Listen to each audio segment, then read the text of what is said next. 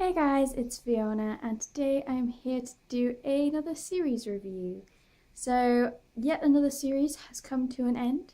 So today I am reviewing the Blood Red Road or Dustlands trilogy by Moira Young.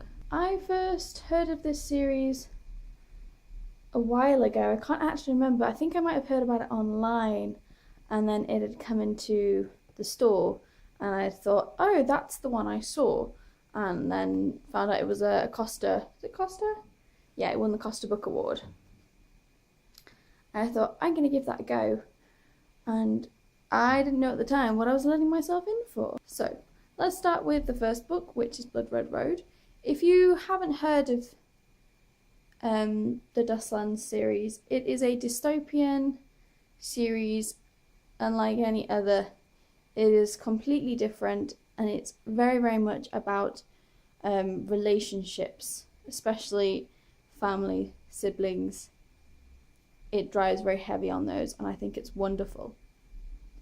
So Saba is the main character, and we've got Lou and Emmy. I'm not sure how you actually pronounce his name. It's Lugh. Saba and her twin brother and her little sister. So in the first book, her twin brother gets kidnapped, and this is sort of the starting point for everything that happens. This is the book where we meet pretty much everyone who's important to the storyline. It's a really, really great setup for a series. I love it, even though when I first opened it and started reading it, I was like, this is really strange. If you've never read even the first page of this, I will just read you. Back when Pa was a boy, he met up with a traveller, a man who knew many things. He learned Pa how to read the stars. Pa never says what he sees in the night sky, but you can see it lays heavy on him, because you can't change what's written. Even if Pa was to say what he knew, even if he was to warn you, it would still come to pass. I love how distinctive this book is, so you can try and understand how it is structured and how the words are sort of laid out, because some of the words are not full words, which is why it sounds strange when you read it out loud. I wasn't reading weird, that's just how it's written. But it's something you get accustomed to, and it's so unique to Saba and her world, and it makes this book have that extra level of amazingness that I honestly wasn't expecting.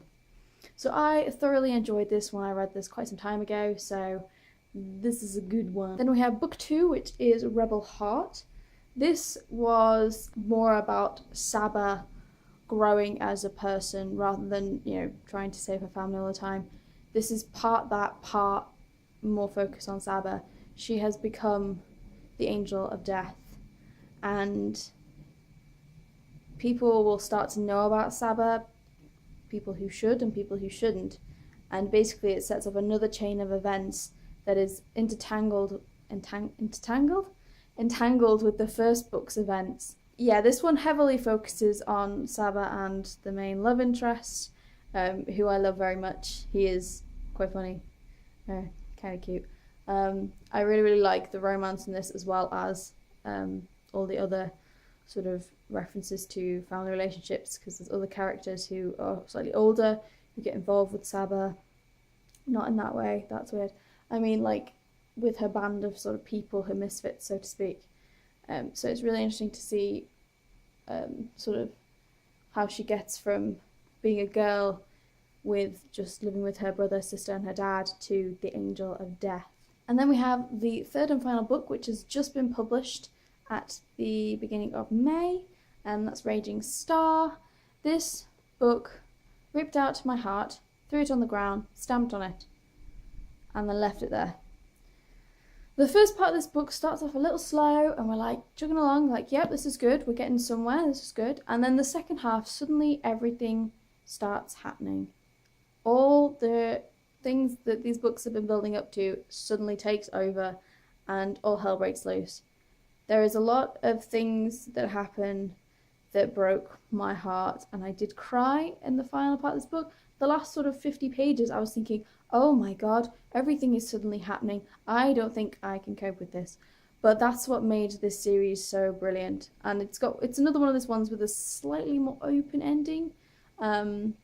It's nothing definite. The characters are still gonna, go on and have a life in the world that has been created. And I'm getting more and more fond of those kinds of endings. I don't want this person married this person and they had children, grew old and died. I like to think that the characters are more to them than that. So Moira does a great job of giving me that satisfaction. So yeah, this is a fantastic dystopian trilogy. It is very different from other dystopians, but if you like stuff with a bit of a twist, then I reckon you'll like this. So yes, overall this series is a solid 4 out of 5. It is great, and I'm really sad it's over, but I'm pretty sure I've said that about every series I've reviewed lately. Yes, I hope you guys enjoyed my series review today, and I will see you all again soon. Bye!